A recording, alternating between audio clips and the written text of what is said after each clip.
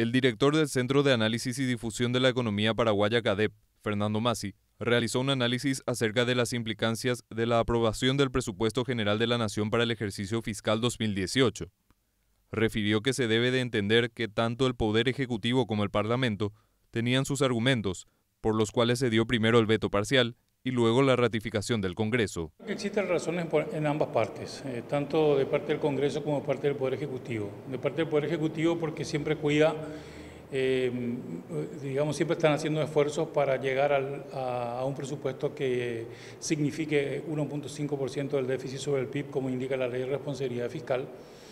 Y de parte del Congreso porque también hace ese esfuerzo, pero entiende que se deben hacer ciertos ajustes sobre cierto tipo de personal que es muy importante, que son los personales que implican gastos sociales, como es el personal de blanco, y cuyos ajustes no se han hecho por muchos años, ¿no? El Congreso también tiene su cálculo y hay como una discusión, digamos, en términos del déficit fiscal entre el Congreso y el Ejecutivo. Probablemente el Ejecutivo tenga más datos más certeros y mejor análisis, pero digamos que yo no veo esto como algo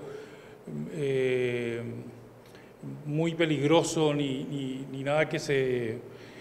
nada por el estilo. Por cuanto que si nosotros vemos que desde el momento en que se promulgó la Ley de Responsabilidad Fiscal, ha habido esfuerzos tanto del Poder Ejecutivo como del Congreso de cumplir. Sobre el tope que establece la Ley de Responsabilidad Fiscal, manifestó que no considera que la diferencia actual sea un factor de riesgo. Puso como ejemplo lo que pasa en países europeos, donde igualmente el cumplimiento de los límites de déficit, en parte, deja de cumplirse. Existen experiencias en otros países en donde se pasa inclusive mucho más.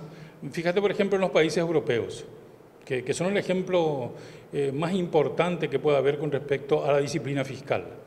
La Unión Europea es muy fuerte en ese sentido, diciendo de que no puede haber el déficit fiscal de los países de la Unión Europea no pueden ser mayores al 3%.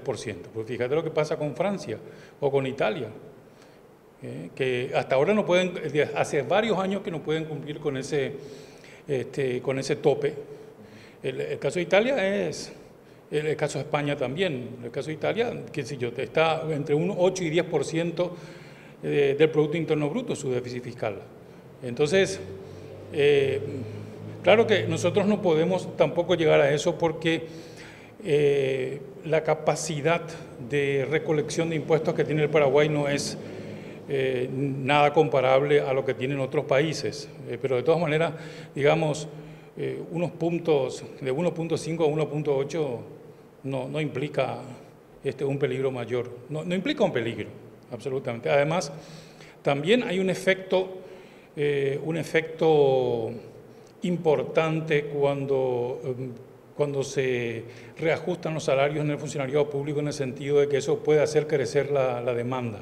Y al hacer crecer la demanda o el consumo, eso incide también sobre el crecimiento, de manera que también hay un efecto positivo por ese lado. Además, aclaró que el incremento en el PGN 2018 tiene varias aristas, ya que si bien los aumentos desde el Congreso fueron para salarios, no se establecieron de momento recortes a las inversiones de otro tipo, como las sociales o de infraestructura. Hay que ver la figura completa, ¿verdad?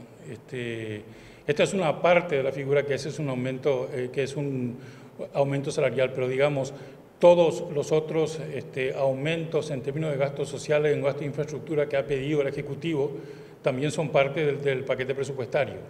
No hay que verlo solamente esto como en forma aislada. Es claro, lo que pasa es que cuando el Poder Ejecutivo y específicamente el Ministerio de Hacienda trata de llegar a la meta, que es el 1.5%, no puede tocar los gastos rígidos, ¿no?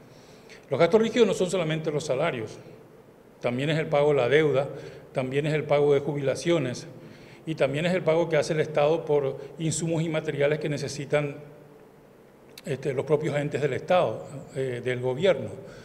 Entonces se tiene que probablemente sacrificar un poco la inversión social y la propia inversión en obras de infraestructura.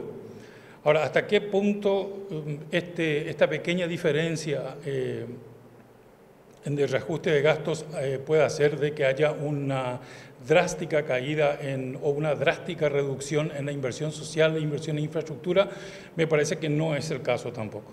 Massi indicó igualmente que, a diferencia de periodos anteriores, cuando el Congreso introdujo aumentos siderales sobre el plan previsto por el Ejecutivo, en esta oportunidad considera que es factible dar cumplimiento a lo aprobado por los parlamentarios.